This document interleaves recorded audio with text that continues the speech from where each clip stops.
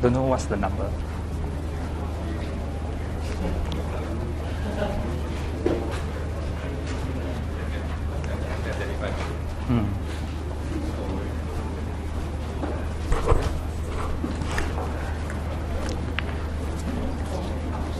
Good morning, fellow IFAs. Okay, we have this workshop going to be conducted by Mr. Sean Lim. It's entitled My IFA Journey. Make sure you're in the right room. Okay, all of you in the right room?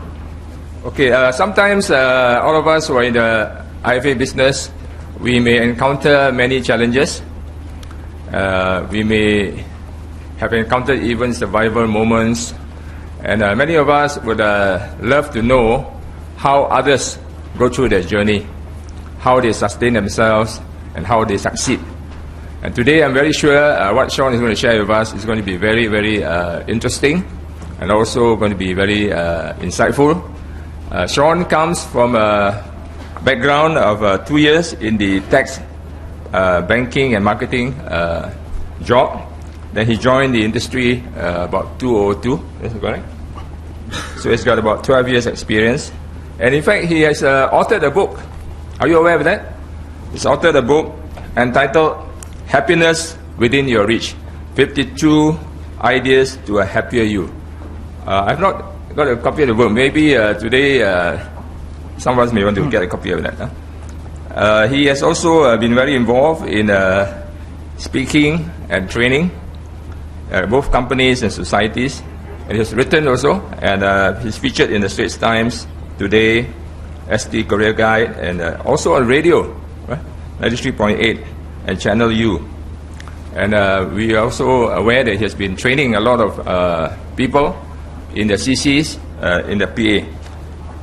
And since 2004, he has also been training on money management and public speaking. He has also been a lecturer for the Financial Perspective on CFP program. I know Sean now and then, and we do talk, and I'm sure he's got very interesting things to share with us. I'll leave it to him how he's going to interact with all of us here. So do be comfortable, and let's have a good time learning from his IFA journey. Sean? Thank you, David. Thank you, everyone. First of all, I like to do a warm-up exercise. Very easy exercise. Turn to the person next to you, give him a high five, and say, "You make a good decision to attend this workshop." Maybe it's not your decision. Your friends drag you here. Maybe because these are the remaining coupons left lying on the table.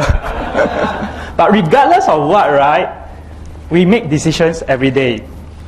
The company we chose to join, the manager we chose to follow, as well as even our spouses. Did we make the perfect decision, especially regards to spouse? More often than not, it's probably good enough. Correct?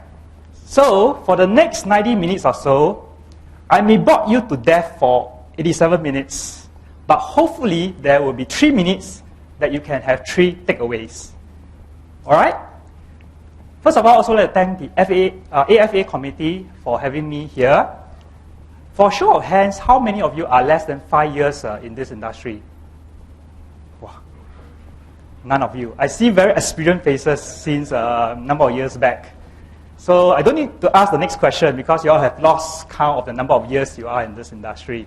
I last spoke 8 years ago in 2005 for 15 minutes as part of a consultant's sharing about 15 minutes about there. So I'm very happy to be back here.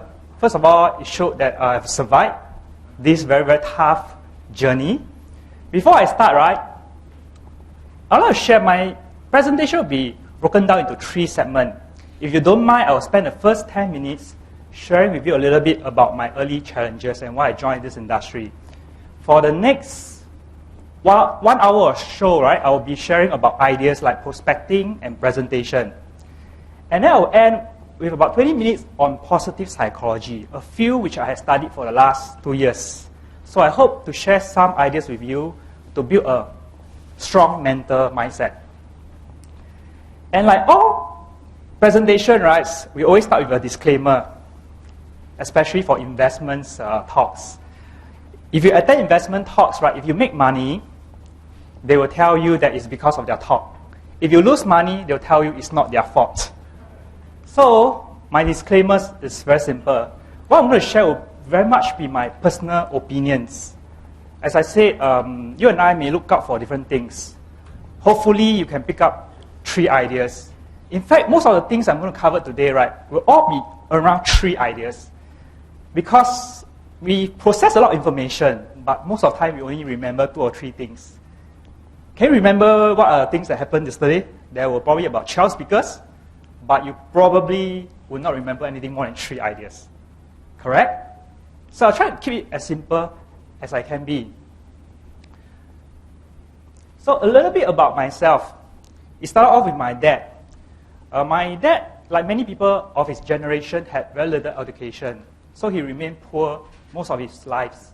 Except one lucky break 34 years ago, in 1979. He bet big on a 4D number and he struck $120,000. Can you imagine when a 3-room flat was about $19,000, which he bought in 1979, had he purchased a private property, it could have appreciated 20 times today. But the fact that I am not in some Hawaii island enjoying his wealth and here today means that he has lost all the money he made. That made me realize the importance of money management, which I think you all will agree, as well as financial independence. So, I spent the first 2 years working in various industries, and then from year 2000 to year 2002, I was in the banking industry.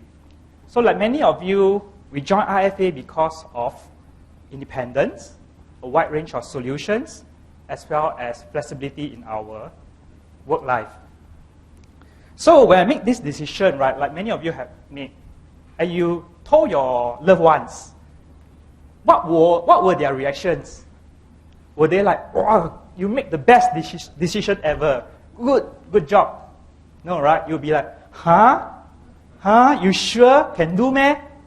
You know, these are the common reactions, right? So when I did the profile test, when I joined this newly set up company, and I realized that I was not suitable for the sales industry. And to make things worse, right, for the next 9 months, because of the new FA Act, the company took a while to be set up, and it was close to a year before I really received a decent paycheck. The same year, I balloted for a HDB flat, and I got it. It was quite easy to get HDB flat back then. And with a lot of expenses piling up, I have no choice but to resort to swiping my credit cards. So with 8 credit cards, I happily swipe, until I maxed out 7 of them. So it's quite ironic. I was trying to be a good financial advisor, yet I was facing a debt of close to $70,000. So it took me 3 years to repay all the debt. But I look forward to that, and I am very passionate about this industry. That is why I continue to persevere. So that's a little bit about my background, about myself.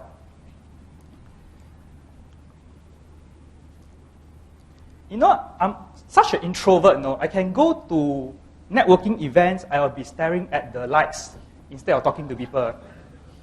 When I first joined the industry, right, we know we have to do callings. And I hate to do callings. I will make a call, and I'll tell myself that it will ring 5 times.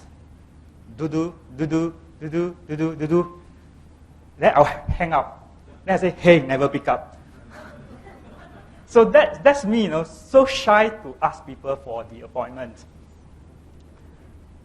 So the next 1 hour or so, right, I'll be sharing with you some ideas I've learned this year, mainly centered around these 5 Ps. Positioning, how you brand yourself. Prospecting, presentation, fact find process, and follow-up service. You know, there are about 2,500 IFAs in Singapore, 13,000 tied agents, and probably 2,000 bankers. In short, there are about 20,000 of us, but there are only 5 million people. if you actually divide 5 million by 20,000 advisors, how many prospects can you averagely get? The number is very small, it's 250. So today, if you have more than 250 clients, give yourself a pat on the back, you are above the average. Today, you have less than 250 clients, give yourself a pat on the back, because there's potential to grow. There are a lot of people in this industry, but many of them are not doing a good job. That's why it's important to identify why would people want to go to you. Let me share with you some of my positioning, and then I would require you to do an exercise. That is to write how you differentiate yourself from the rest. Even if you are not a financial advisor, how you differentiate yourself from the other people in your profession. Would that be okay? There's one part in that area.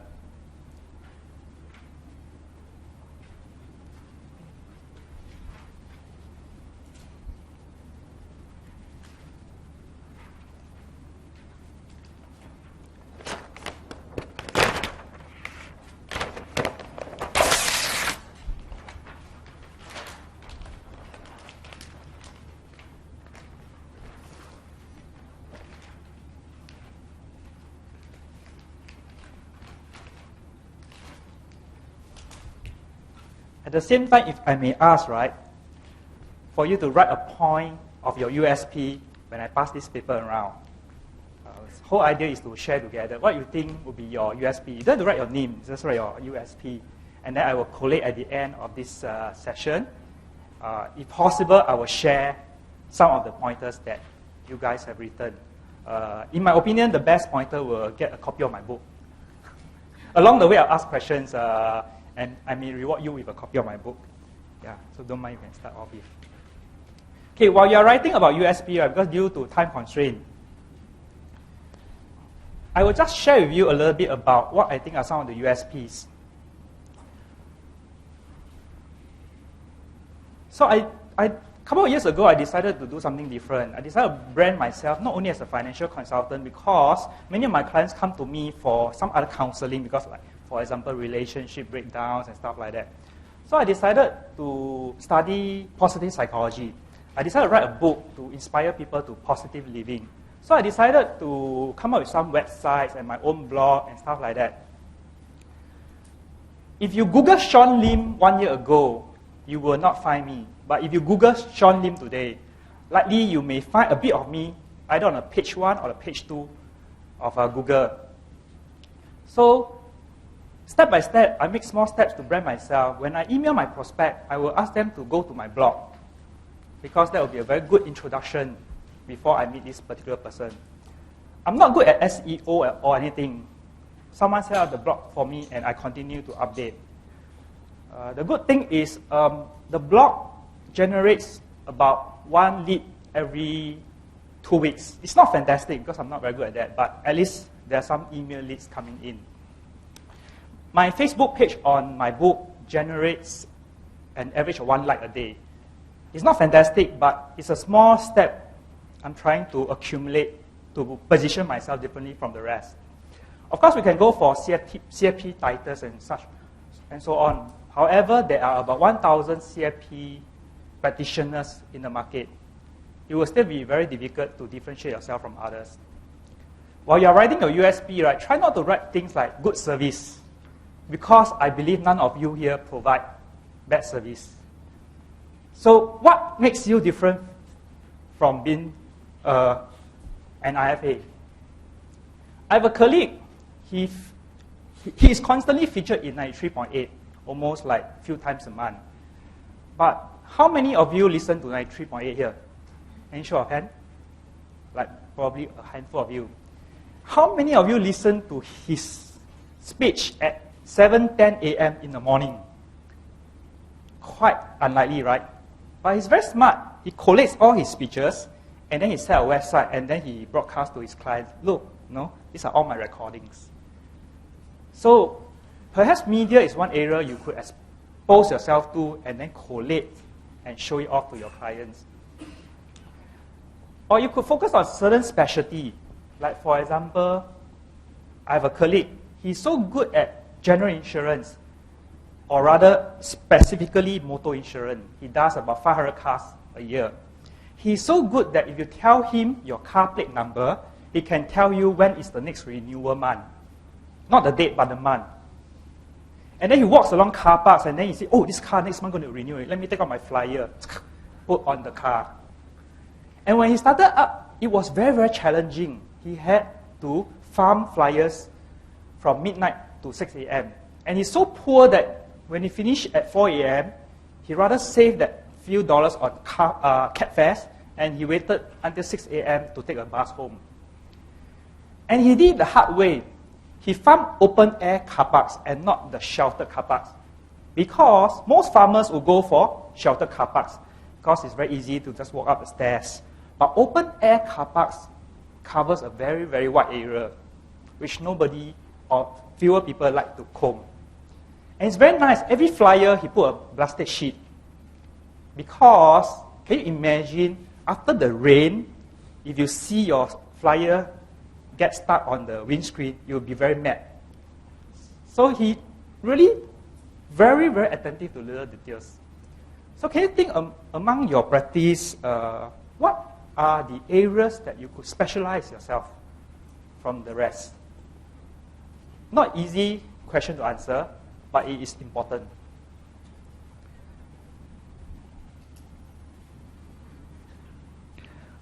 When I started out in this industry, right, I sent flowers to top female clients.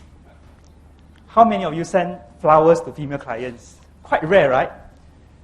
But they were very surprised. They were very, very thankful. But I stopped it after a while because I can imagine how the husband will feel when a stranger sends flowers. And then I can imagine how the wife will feel. He would tell the husband, you see, you never send me flowers, and then Sean sent me flowers. Yeah. Then I have one colleague, when she sent a gift to his male clients on his birthday, she sends female items. That means, let's say it's the hubby's birthday, she will send the wife's preferred gift. Because it would be very strange if she would send something to the guy, right? So she sent something meant for the wife. Oh, happy birthday, sir. This is for your wife. Then the wife will be very pleased. Oh, I want to meet this advisor. Because not only he thinks of you, but the spouse. Yeah. So these are some little things that you may want to consider doing. Next, I'll move to prospecting. You know, with the do not call list, it's very tough to do cold calls. It's very tough to do road shows. You know, you try to, hey, excuse me, then they'll just even walk even faster. It's tough to do door-to-door. Even property advisors do not want to do that.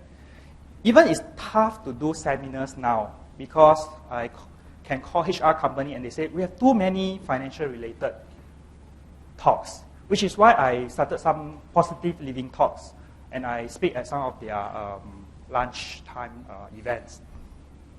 So what is left for us, you know? And talking about that, a few years ago when online deal sites are very popular, right? I approached Groupon. I said, can I sell general insurance like PA plan, travel plan through Groupon since I don't need fact find? I was rejected. So it's very tough for our business to talk about fancy marketing ideas. We can't give rebates, we can't give one-for-one promotions and kind of stuff like that. So I can only zoom in a few today, which is nothing new. But perhaps you could dig deeper and see how you can learn from it. For example, for referrals, right? You agree with me, it is important to be referable. I mean, we have read about books of asking 3 names. I believe it still works, but it's very challenging.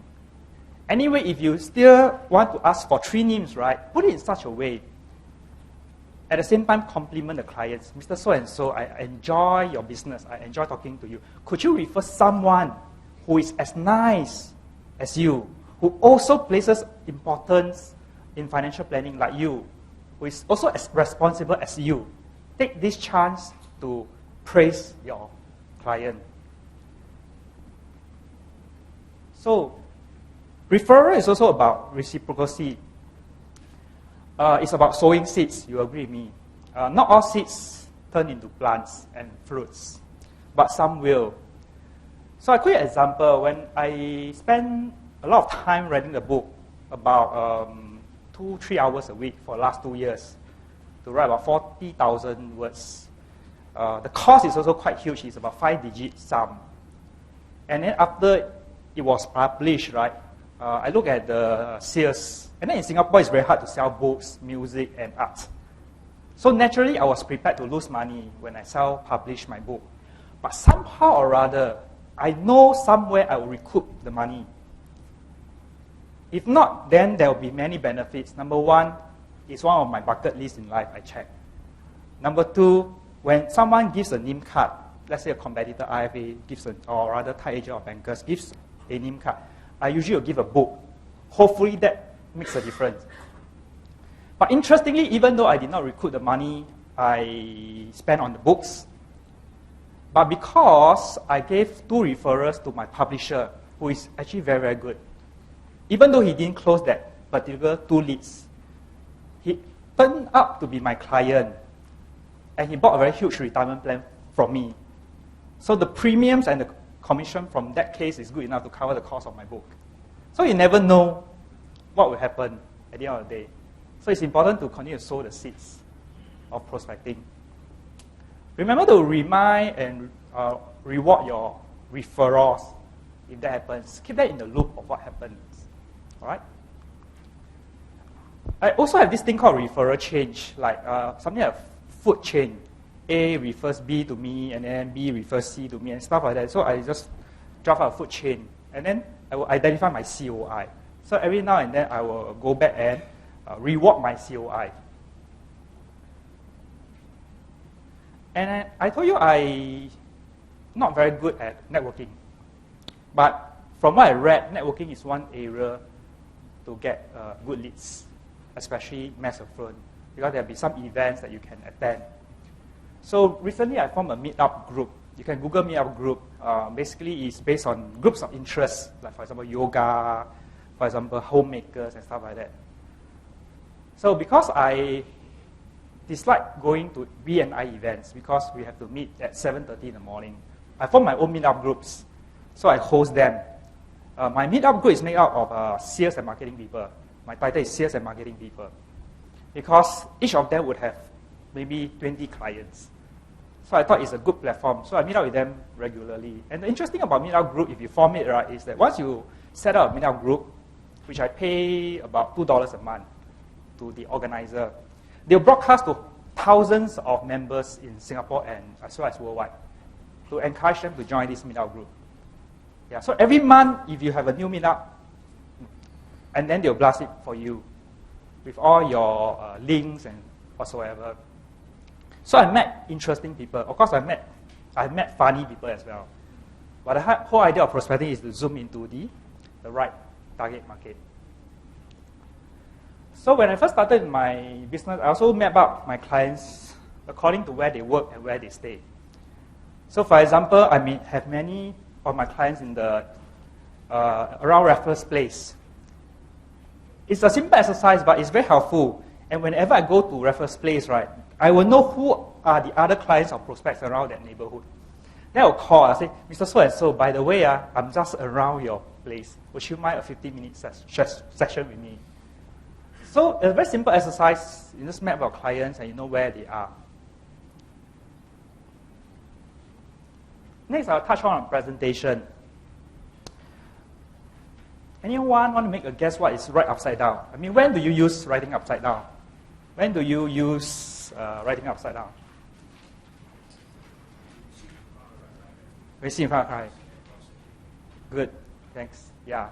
So 10 years ago when I was banker, and traditionally, if you have noticed, right, in the past, right, the presentation setup was a rectangle-shaped table. So we have to present in this manner. Very comfortable for the bankers. In fact, my next door neighbor, right, she's a female, and the way she presents is something like she would just open her legs like that, and then she presents. But it's okay because it's behind the table, so it doesn't matter. But it is not as personalized. That's why banks have changed to a circular tables, where the bankers would cross the legs and then sit next to the client. No? Do you want to buy? No? Something like that. So it's a very close, nice setup. But that's where I learned how to write upside down, which I'll share with you. It's very simple. I'll just demonstrate in a moment.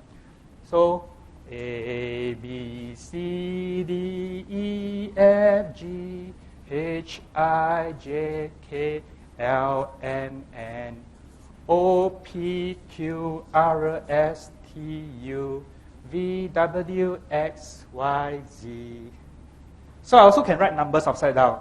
0, 1, 2, 3, 4, 5, 6, 7, 8, 9, oops, 10. So it's not very nice, but 1 out of 10 clients commented me for writing this way. First, it's a surprise to them. Secondly, when they ask me why I wrote this way, I say because I don't want you to turn your head while I present. So I will just present like that. So that's something is very easy to master, which I encourage you to do that. So that will leave a very good impression on your clients. You want to try? I give you a minute to try writing upside down. Just a minute. Yeah.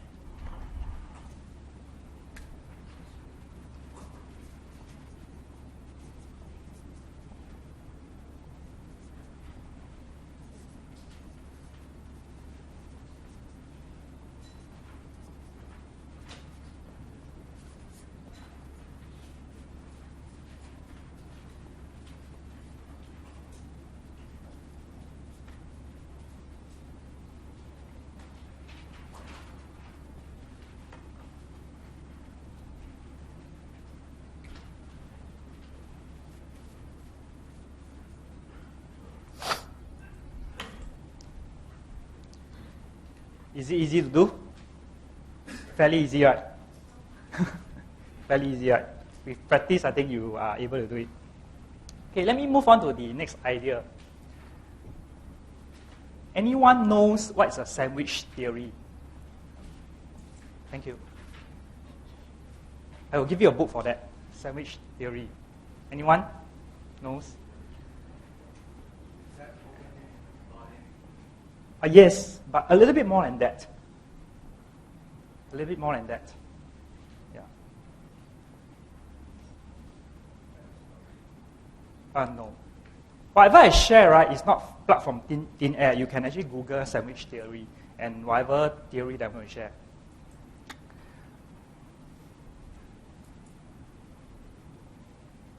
Later I'll talk about the sandwich theory.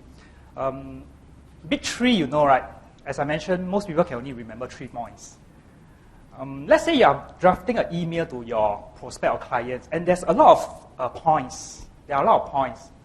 And I have most important point, second most important point, and third, fourth, fifth most important points. And if you have to draft an email in a manner, let's say there's only 3 parts, let's say the sandwich part. First part, the body, and then the conclusion. Which one do you think most important point should fit into? Most important point. Anyone say it should be the first paragraph? Okay. Body? Last? Correct, right? Most of you think that conclusion should end with the most important, what you want the client to do. Then the body, right, should be whatever. Yeah. Then the second most important point is here. Okay. This is taught by my psychology's lecturer. Yeah. Because most people can only remember this part and this part. Yeah. I'll also be sharing a bit of positive questioning. This is something I learned from my counseling course, where we learn to counsel so-called depressed people, but it's dummy people in a sense because it's role plays. So I share a little about writing upside down. Sandwich theory is to sandwich the negative points in between positive points. As simple as that. Whatever bad news you have to tell it in the nicest manner, in the middle. That's all about sandwich theory. Very simple theory, right?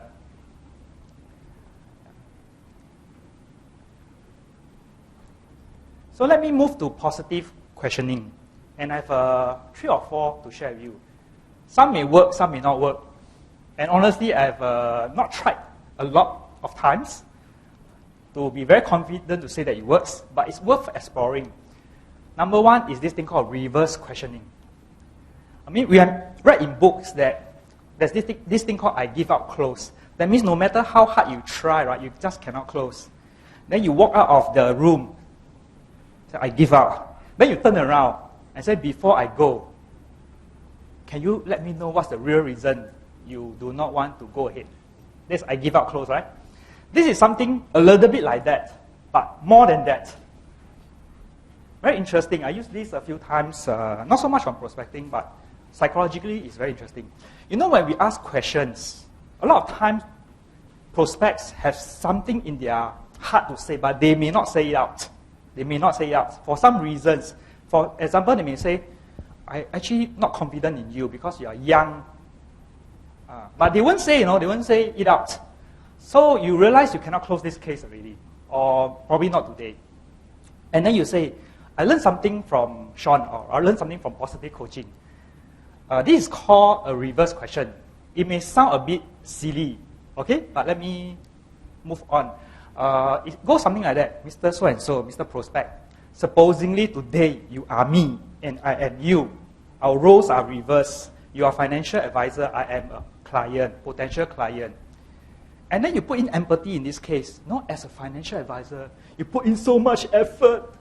Plan 3 hours for this case. You strongly believe it is going to work. It is important for you. But somehow or other, we cannot reach a conclusion. May I know what is the last question you will ask me if you were me? Something like that. May I know what's the last question you would have asked me? Very interestingly, they will share with you their true concern. Yeah. And you put it in such a way that, I want to practice this method which I learned. And very interestingly, you may have an idea of what is bothering this person. And if not, you put empathy into that person on you for the hard work that you put in. All right, that's called reverse question.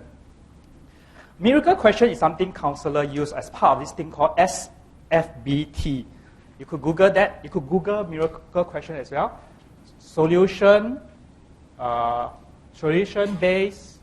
SFBT, solution focused brief therapy.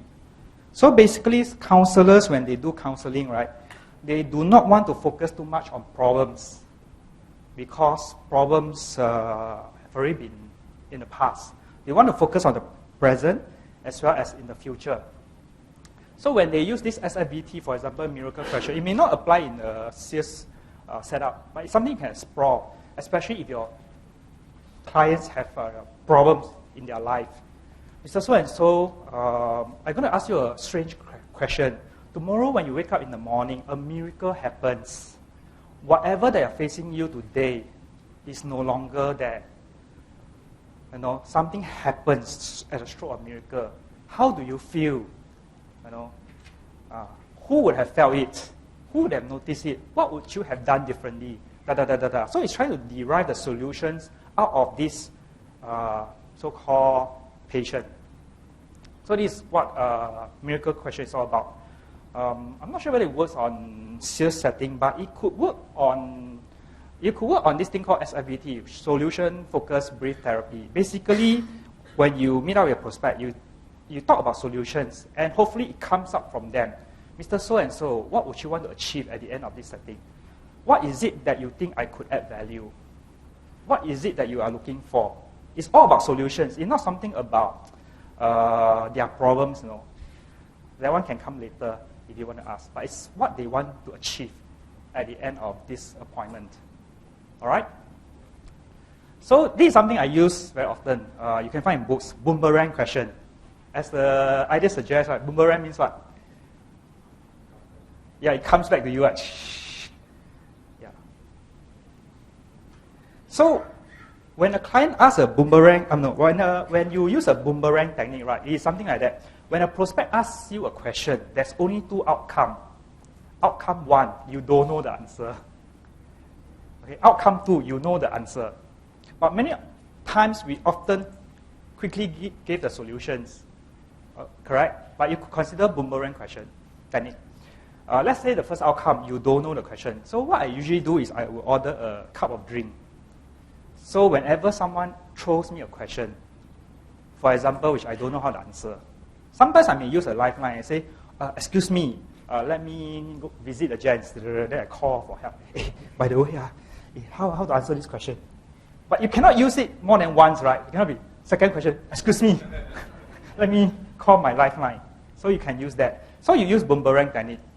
I take out my cup of drink, I drink. So I store some time, then I start to think. Then I throw back this question. Oh, you don't like unit trust. Oh, why don't you like unit trust? You know, that kind of thing. Why do you hate unit trust? For example, let's say this person throws this objection to you. You know how to answer this question now, but then you throw this back at him. At the same time, compliment. That is a very good question.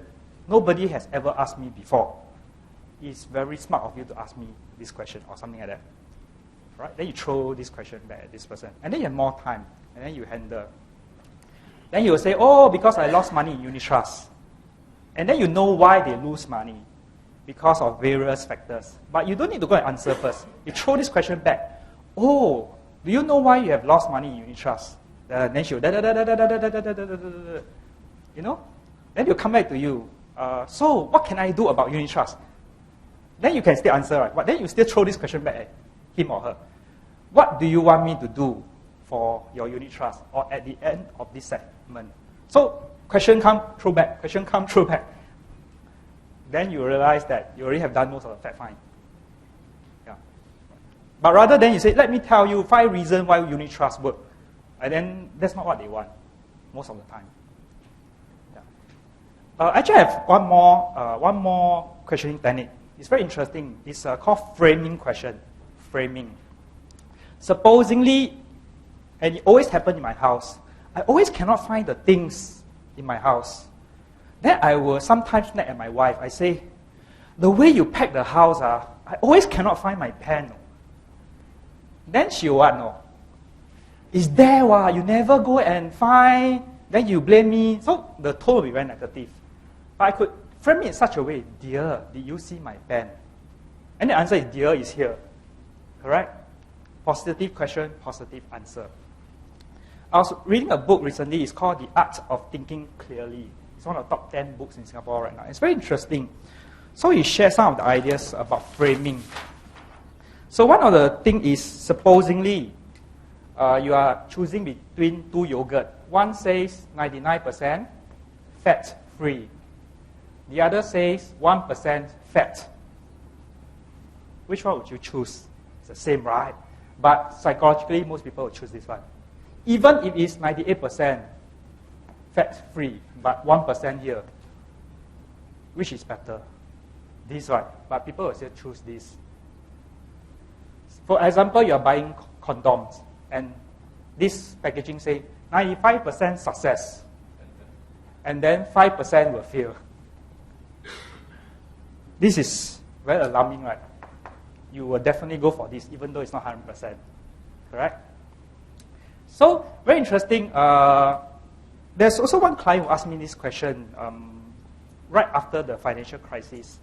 He said, Sean, before you manage my money, can you tell me your track record? How many of your clients make money? Wow, it's a very tough question to answer, right? Because at any point in time, before their long-term objectives are met, maybe not 100% make money. So I roughly estimate 1/3 make money. A couple of years ago. 1/3 around break even, depending on which day, plus minus. 1/3 actually lost money. A couple of years ago. So I could position it in such a way like that, but it may not be positive enough. So the worst is I say, Mr. So-and-so, only 1/3 of my clients make money. Wow, they'll be very scared. But I say, Mr. So-and-so, 2/3 of my money, of my clients did not lose money despite after this crisis period. Yeah. So he feels much better. And in the book, I also read this thing which you are very familiar with, it's called loss aversion. People are happy, not losing $100. They are happier not losing $100 than making $100. Very interesting, right? The outcome is the same, right? So, I was thinking perhaps when you are doing on insurance, and then you say, Mr. So-and-so, today you are 30 years old. Today you are 30 years old. And then say, you may want to defer your decision to 35 years old. But Mr. So-and-so, if you take out this plan today, you can save 50K premiums. Sounds good, right? But based on loss aversion, the other method is better. Mr. So-and-so, if you take out today, or rather if you take out in 5 years' time, you will actually have to pay more, pay 50K more. The cost is higher. People is more worried about the second statement. If you were to take out in 5 years' time, you actually have to pay more. You're going to cost more, that kind of thing. And then talking about cost, of course, premium is a cost, premium. I think most of you have already done that. We can actually reframe it to a nicer term. Assuming it's a par plan, you could say savings, right? And then premium term is something like a commitment, right? It's very scary, right? Commitment or like marriage like that. You could also change to, I don't know, off my head, any idea? If you want to tell a client that it's a 20 years payment term, you could also say commitment, but commitment sounds a bit long. Or you could say something like involvement. People like to be involved. Mr. So-and-so, for your involvement over the next 20 years, you will get da-da-da-da-da-da. Yeah. So that's something worth exploring. Like what Sandro Forte said yesterday, you could call yourself a financial advisor, or you could call yourself a specialist. Yeah. So it's about framing.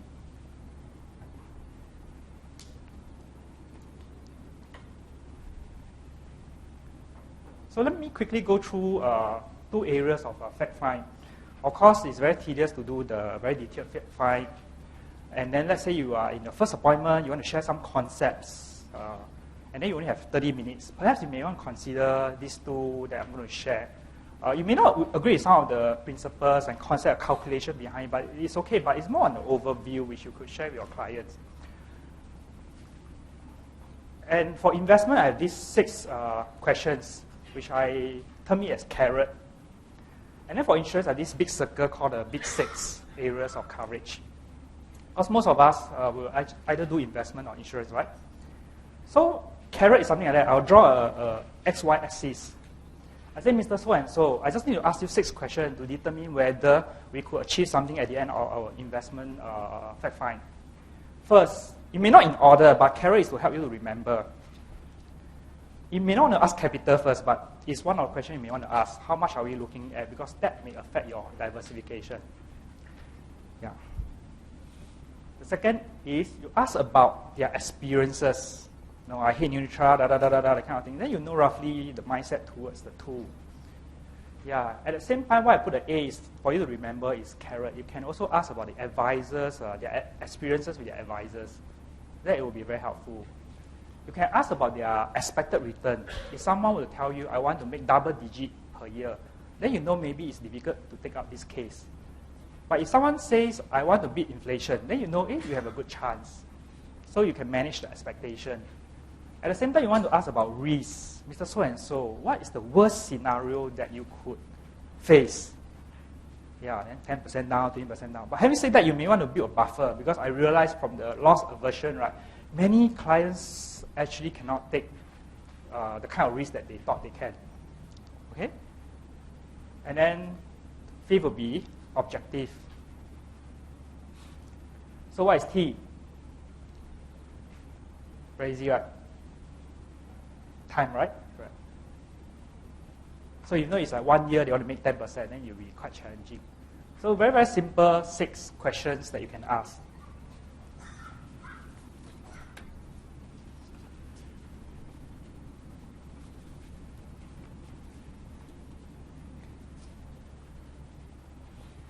As I move on to the next insurance fact find, right, I have this circle thing which I learned 10 years ago in the Congress. So I modify it. There's only 6 main needs, and I classify it into A, B, C, D, E, and F. So that gives your clients a mindset that, oh, there's A to F that I need to look at. Second appointment, they may still be very refreshed about this A to F thing. A is accident. And I have a rule of thumb. You may not agree, but at the end of the day, you still have to do your fact find calculation. But if you only have half an hour, you may want to plant some idea that this is the ballpark figure that we are looking at. A would be, say, for example, accident, 3 times of your income, perhaps. Mr. So-and-so, B will be your basic hospital needs, perhaps a shield plan that we can take care of. And then C will be critical illness, perhaps 5 years of your income, because you either make it in 5 years or you don't. Mr. So-and-so, disability will probably be 10 times your income, perhaps 10 times. You probably need more than that. Let me calculate when I go back, but then this is a ballpark figure I want you to remember. And you could change disability to dread disease, and then early illness to early disability if you want. But E could stand for early illnesses, and then you say, oh, maybe 3 times of your income. And then finally, because I cannot fit death inside, I change it to family protection.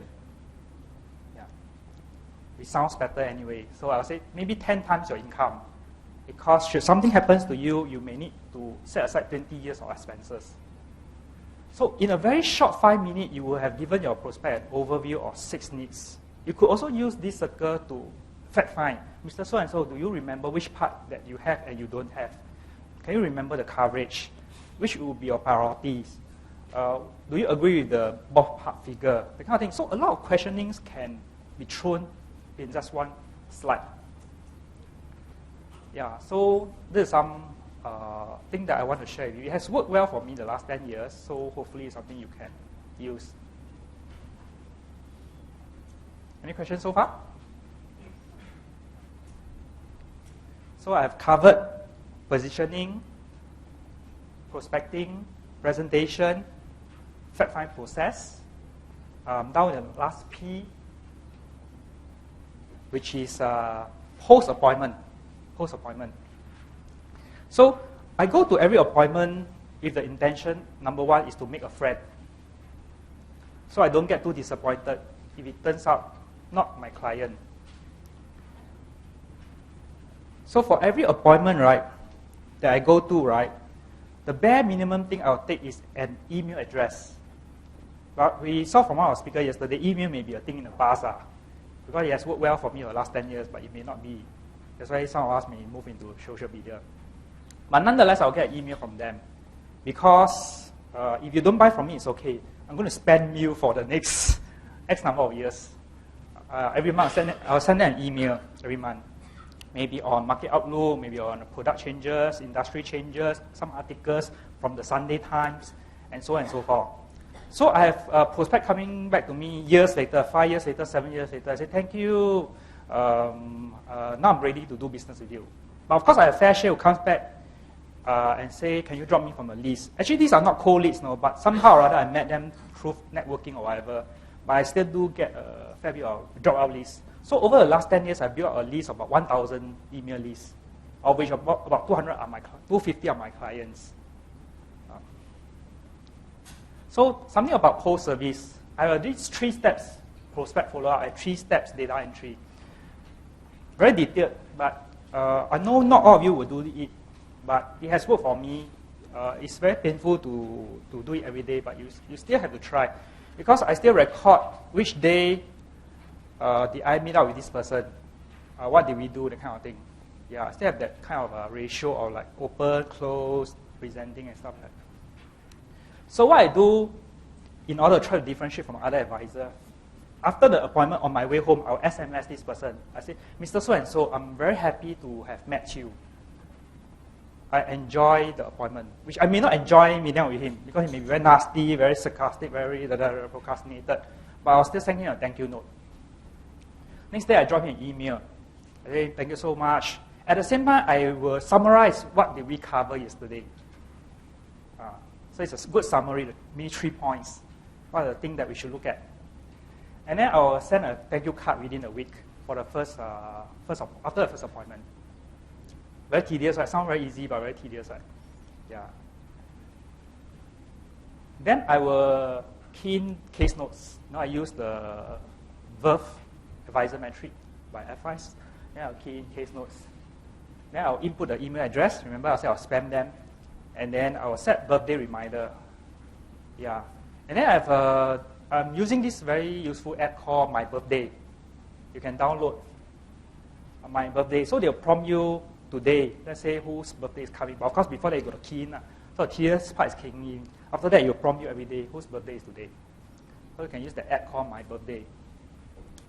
So these are the 5 Ps I want to cover with you so far. So far, so good? Okay, I think we are very much in time. I have a last 30 minutes, which I'll touch on positive psychology and building a positive mindset. This is a very interesting field. Do you know the difference between psychology and positive psychology? Psychology is dealing with clinically depressed people, whereas positive psychology is a new field by this guru called Martin Seligman. He started it in 1998. So the whole idea of positive psychology is to bring you from maybe not so happy state, but not depressed, to a more, to a happier state. Let me do an interesting survey. Let's say if I were to ask you to rate your happiness level, -10 means you are severely depressed. Any moment during my talk, you will run out of this hall and then jump down. Okay, that's very severe in -10, which I don't think you are. 0 means you're very neutral, not happy, very, very sad, but not clinically depressed. You don't need medication. 10 means you are floating in the air. Oh, like the world is so nice, so kind, which quite rare also. Very, very, very, very happy, very, very, very positive. You lead a very flourishing life. How many of you are at 10? 9.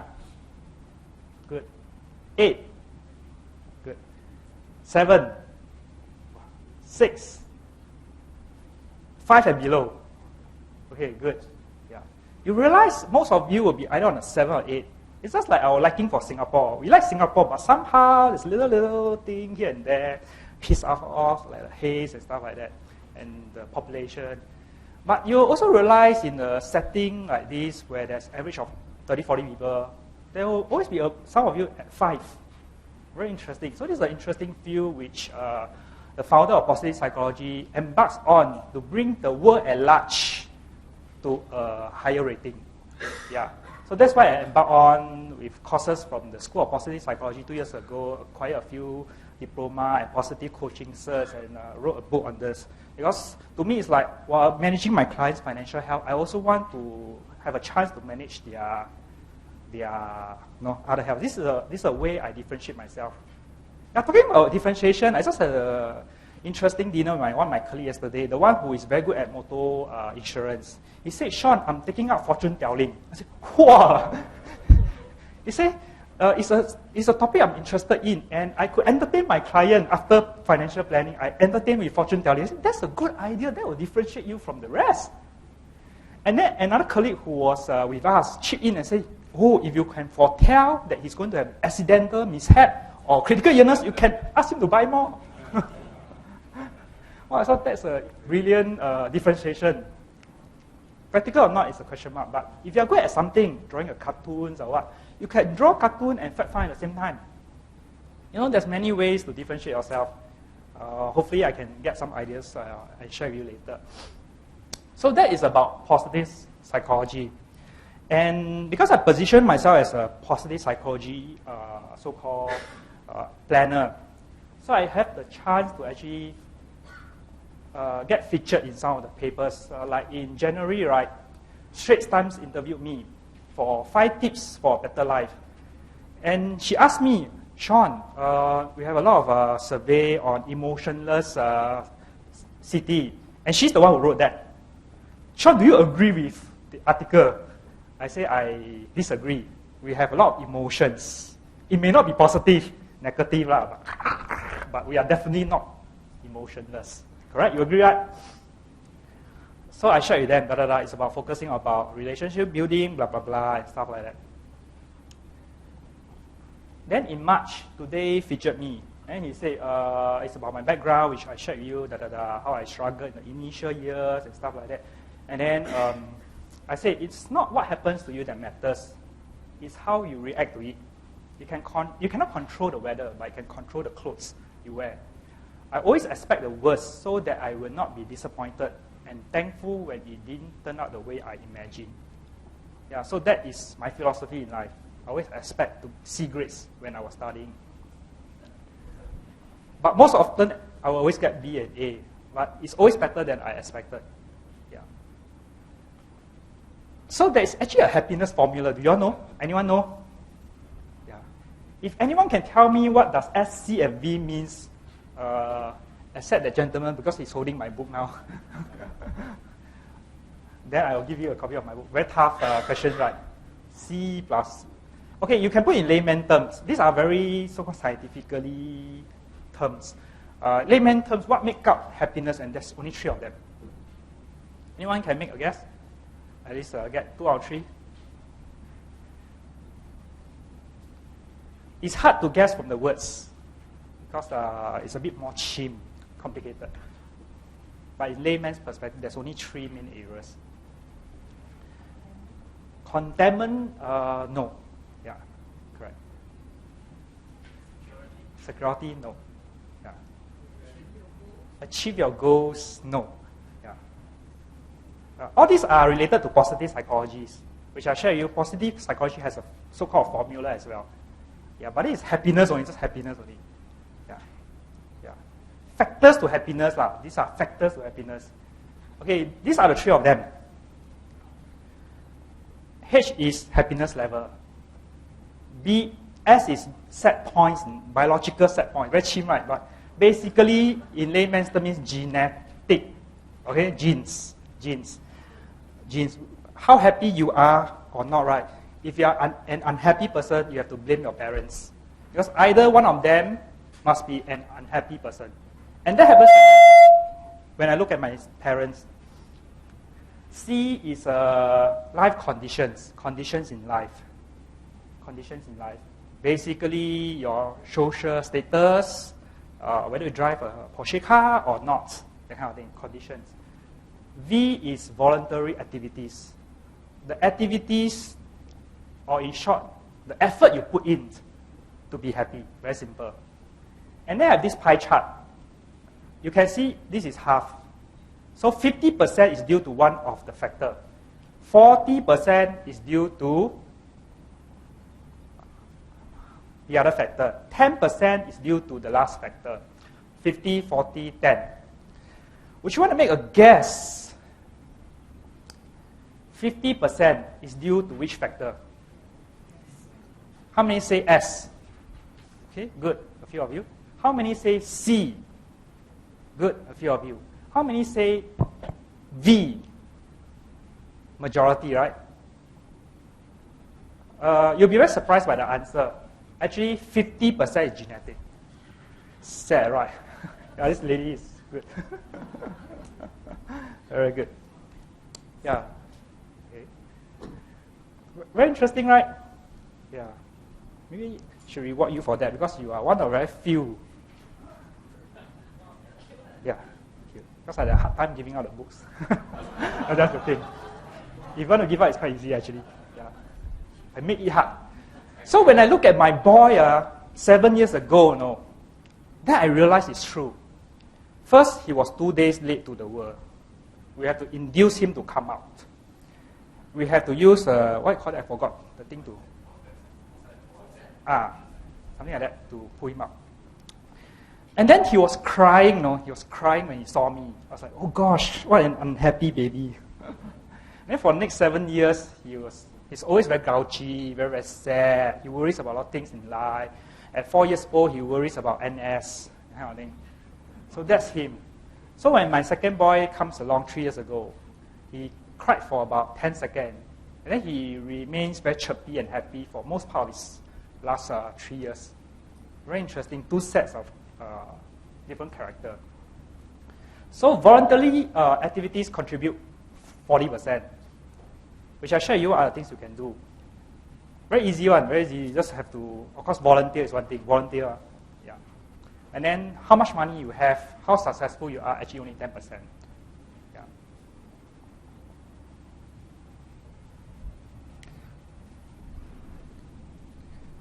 Very quickly, I will move on to a bit about positive psychology. There's an article about happy people some years ago. Happy people make $75,000 a year. So if you're a financial planner yourself, you have to set a benchmark. Perhaps in Sing dollar terms, you must be above 100K, then you can be very, very happy. Eat plant-based breakfast. It's not very hard to do, right, if you're not vegetarian. Volunteer. Work 5 days a week, 7 hours a day. We can achieve that, right? We have a flexible lifestyle. Sleep 8 hours a day. We can do that also, right? Exercise 30 minutes a day. This is a bit challenging. You need to be very disciplined. But because of our flexibility, you can do that. I was showing this to employees, and then they were like, oh, very sad. But I thought if I show it to you, I think we are very happy because most of these things we can achieve. The last part, very difficult for employees to achieve, but for us, very easy. Socialize 6 hours a day. That means talk 6 hours a day. It could be to a prospect, to your manager, to your whoever. And we have a chance to meet that. But how on earth an employee facing a computer going to socialize 6 hours a day? That's why a number of them are depressed. So impact on happiness. My psychology school came up with this thing called impact on happiness after some research. I don't know where the source is. These are low impact to happiness. How old you are, how many children you have, and stuff like that. Low impact. How pretty and handsome you are, all these things. But interestingly, I realized having children has low impact to happiness. Strange, when we talk about kids, we'll be very happy, right? But I figure out because the happiness in having kids neutralized by the stress and burden and scoldings and whatsoever on them. You worry about them since day one. So it kind of neutralized. Medium factors not important. Whether you are married or not, physical health, hardworking, number of friends, somewhat important, but not the most important. Most importantly are these factors. Grateful, being optimistic, being employed, strange, frequency of sexual intercourse. That's why no wonder Singapore score low on happiness level. Then high self-esteem and stuff like that. So these are the main factors to happiness.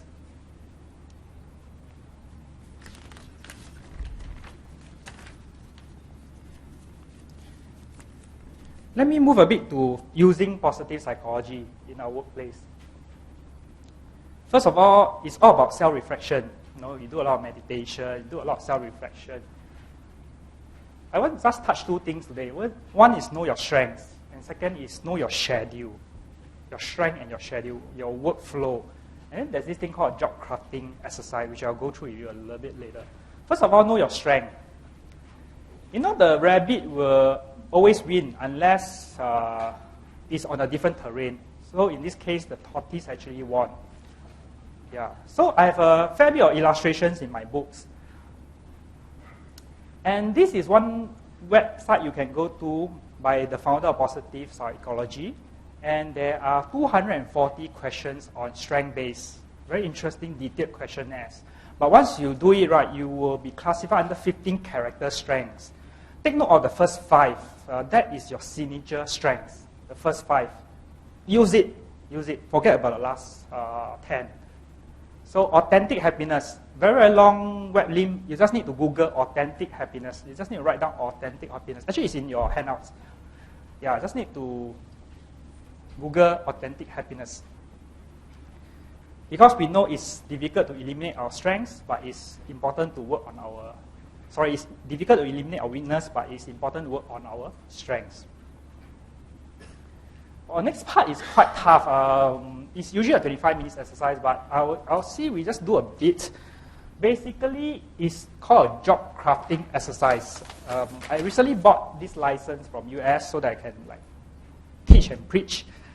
Basically, when you often have to sit back and look at your workflow. And it's based on 3 factors called motive. Motive is what motivates you. Think of 2 to 4 factors each, 2 to 4. You can scribble down first. 2 to 4 motives why you are in this career. 2 to 4.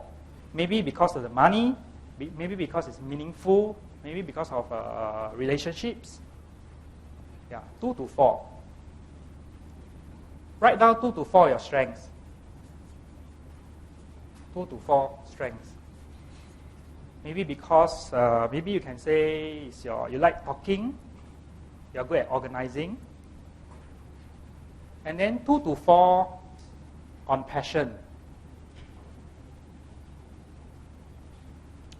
Passion could be something you enjoy. For example, drink coffee. Organizing, mentoring. These are the areas which you may have some passion about. Reading the market news, for example. So once you're done with this, right, then you write down the typical tasks that you usually will do in a day. And then have some helpful words below, like email, appointments, traveling, prospecting, case planning, and so on and so forth. So there are a number of tasks below. So you could list down the tasks you always do.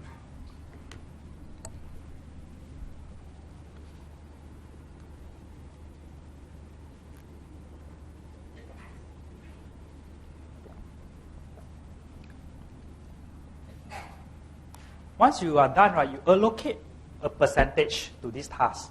It could be based on a daily basis, a weekly basis, or a monthly basis.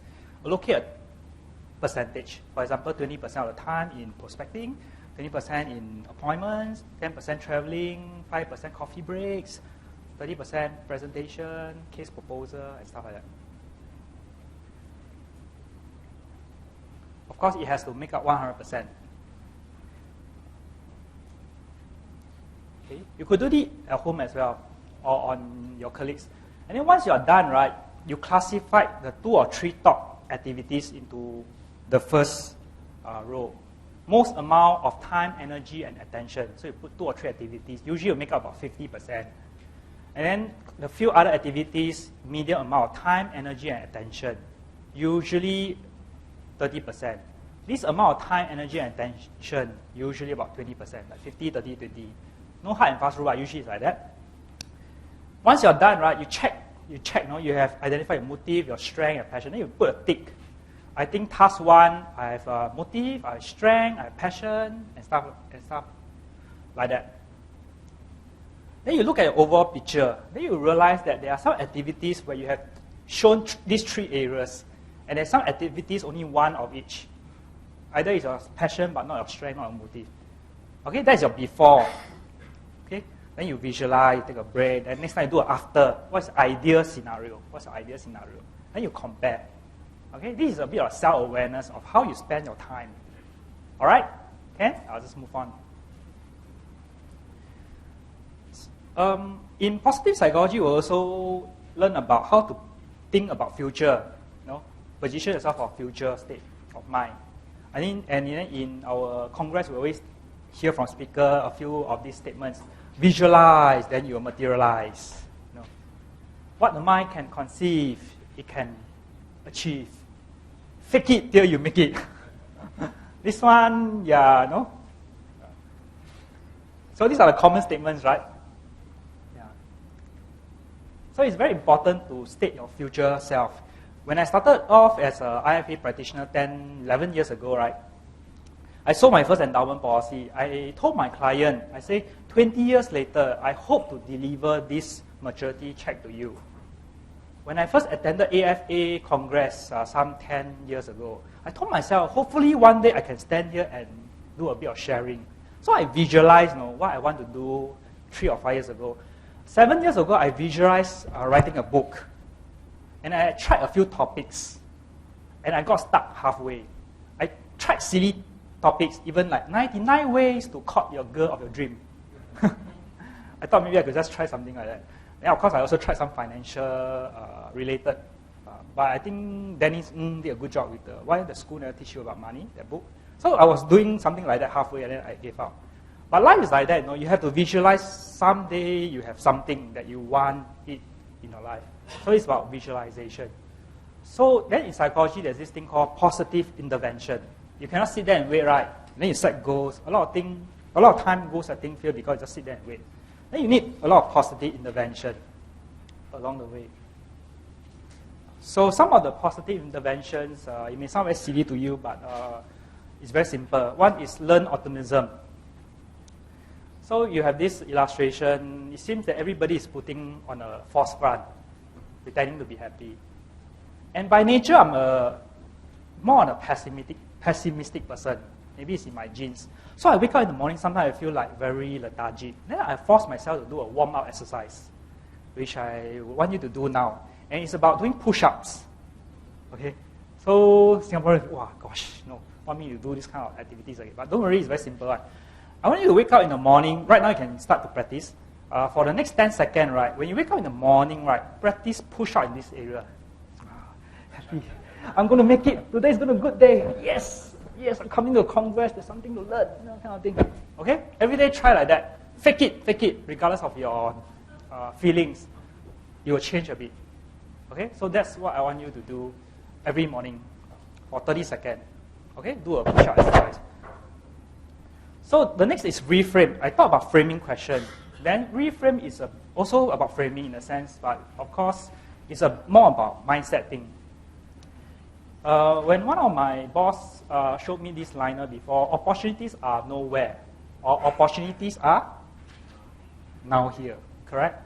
It's the same. And then I have this interesting illustration and story in my book, and it says something like that. There's this newly married couple. So when the hubby comes home from work, the wife will bring the shoes to the hubby. Hey, dear, this is your shoe. Then the dog will bark happily in the background. Woo, woo, woo, you're back. Woo, woo, woo. Very, very blissful marriage, right? For those who are married, right, 2 years later, would the same scenario still be there or not?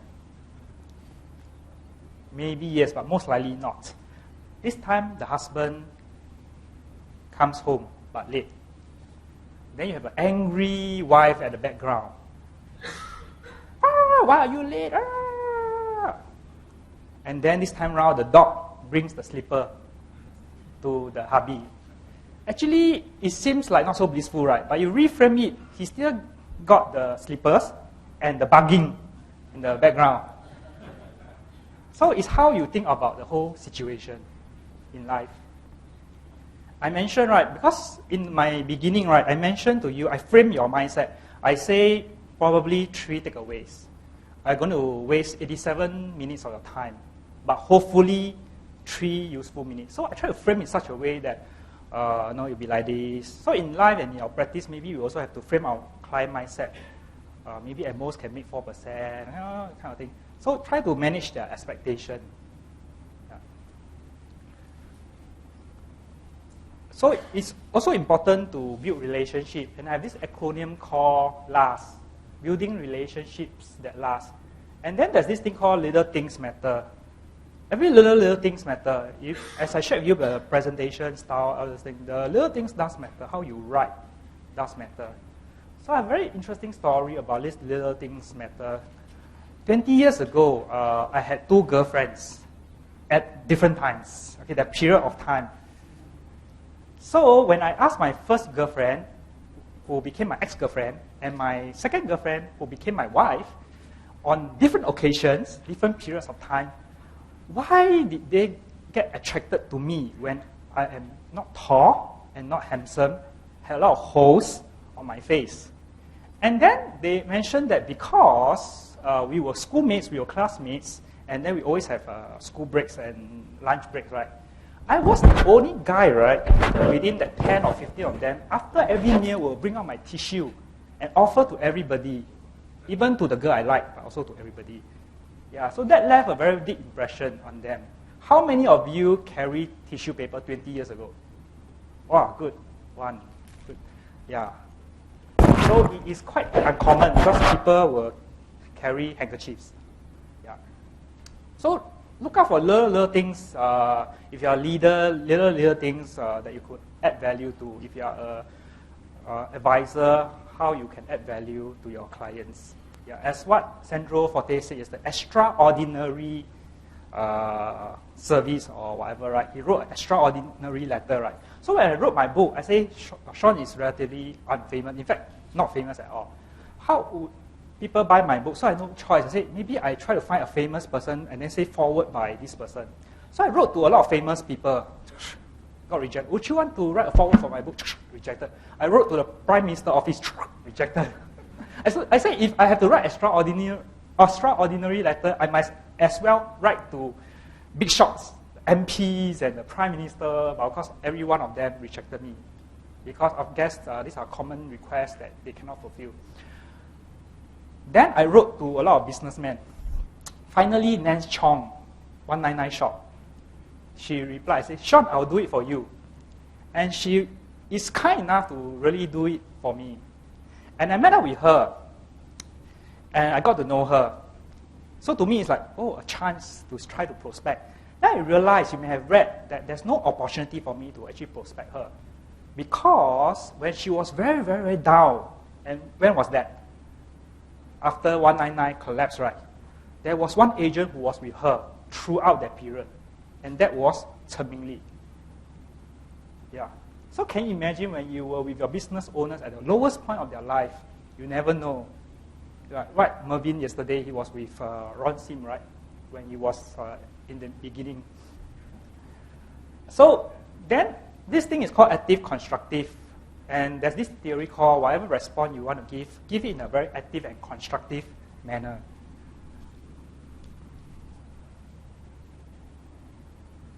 I'll be very quick with this example. For example, the worst I can give is passive destructive. Active destructive. There's 4 responses. Active destructive. Active destructive is when my wife comes to me and says, dear, do I look nice in this shirt? No, I say, yee, super ugly. No, you look fat. This is active destructive. Okay? A nicer way would be passive destructive. Passive destructive means without saying anything, I say, yee. Okay?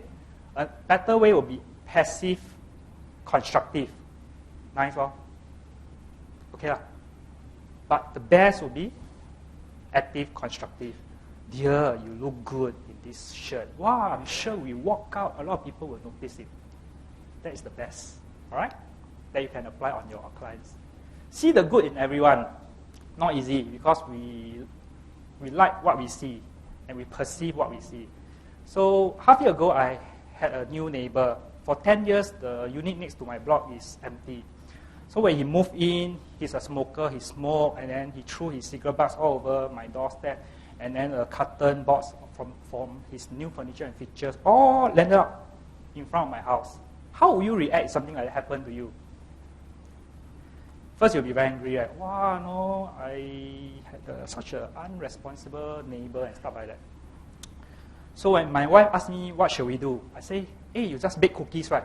Let's bring the cookies to them. We went to the next door, knocked on the door. I say, hi, what's your name? No, you must be the new neighbor. This is the cookies that we make for you. Wow, from that day onwards, we became quite good neighbors. We will visit one another, say hi on the lift landings and stuff like that. So the best way to treat your enemy is to treat them well. Yeah. So the best way to treat your prospect, if they don't become a client, is to treat them well. Make them regret not being your clients. Right. So third-party perspective is the same thing. We will look at the same thing and have different outcome. Maybe as you walk out of this door, you say, hey, Sean, okay lah. Then the other will say, hey, Sean, not bad. No, I think so. We can never please everyone. but then we will try to look from the other perspective. Okay, I'm moving very, very close to the end for the last 5 minutes. Before I do that, right, maybe let me just go through the USP. Since you all took some time to do it. Some of you said, okay, being personal. Okay, then qualification and experience, service, simple and practical, making sure the prospect or client knows I am on their side, being readily available and accessible to customer, listening ears and understanding clients, Chinese customers' trust, trustworthiness, always available to give advice, educational emailers, thorough preparation in presentation, suitable products, going extra mile and building friendship, always listening like Prudential, estate planning, personalized service through monthly market outlook and personal email, 27 availability. Wow, this one must be very challenging. Waking up in the middle of the night. Respond within 8 hours. Wow. Sincere and caring. Sincere, confident, sincere and reliable. I think these are good USP, but then if you look deeper, right, especially on first appointment, it's hard to make people realize that you are sincere. Because sincere is something so intangible. So hopefully I could share some ideas today that you can bring along to improve or crystallize that sincerity. So finally, one of the ways to big change, right, is to take small steps, right? There was a survey done, a class of students were asked to do star jump. Star jump, very easy, right? Everybody can do, right? They were asked to do 20 star jumps a day for 6 months. So first time, all the people in the class did that, right? Can you guess 6 months later how many were left doing star jumps? Only a handful of people. Correct? A lot of easy things requires a lot of effort. A lot of people told me that they want to write books, but very few people see their dreams to fruition. Yeah. For that matter, if you want, I can help you refer to my publisher because it's very good. Yeah. So I have this illustration in my book and this quote. It is not your fault, if your parents are poor, but it is your fault if your parents-in-law are poor. You have a choice, to marry into a rich family. You have a choice, even you don't have a choice being born in a poor family. Everything is within your hands, You can blame a lot of things, but then you have to make a small step to what you want to be. So this is a very common quote, right? Usually told by Andrew Goh. It will all be okay in the end. If it's not okay, it's not the end, right? It will all be okay in the end. If it's not okay, it's not the end. So this is my book, Happiness Within Your Reach, 52 Ideas to a Happier You. There's 6 acronyms, meaning sell, money, interpersonal relationship, learn optimism, emotions, and situation in life. No point for me saying 6 because you will forget anyway. But if I put it in the big 3, right, what makes my book different from the rest? Number 1 is simple to read. Number 2 is, in my opinion, one of the very few books that has 4 things inside. Illustration, cartoon illustrations, quotes, stories, and positive psychology, motivational exercises. All right, there's 4 of them. So I think there's some books at Philip's booth. You may want to get something. Any question for me? If not, thank you so much for being here. Hope you make a good decision. It may not be your best decision, but hope you make a good decision. I'm sure all of us here have enjoyed Sean's workshop and also benefited quite a lot. I've learned a lot about Sean through his sharing. I think he's a very giving person. Not only give tissues when he was young, when he was young, but now also giving and sharing very openly about what he has learned in the last 10 years and what he has benefited and made him a success. And I've not seen a person so far like Sean who has given us all his secrets. No more secrets, right? No more. I can't come back. Right. I cannot come back. So I'm sure all of us here would like to give him a very big round of applause again. Thank you. As a token of appreciation of the AFAS, we'd like to give Sean just this. I'm not sure what it is. It's a scroll. Yeah. Yeah. Thank you. Thanks to you. Thank you. Yeah. By the way, does being a moderator entitle me to a book? Yes. Yeah. Okay. Thank you, everyone. I think it's now about 12 o'clock. We have a break for lunch. After that, we have the I think the following workshops. Thank you so much. Thank you so much. Thanks, Brad. Okay, belah. Yes, I did. You have to belah. Yeah.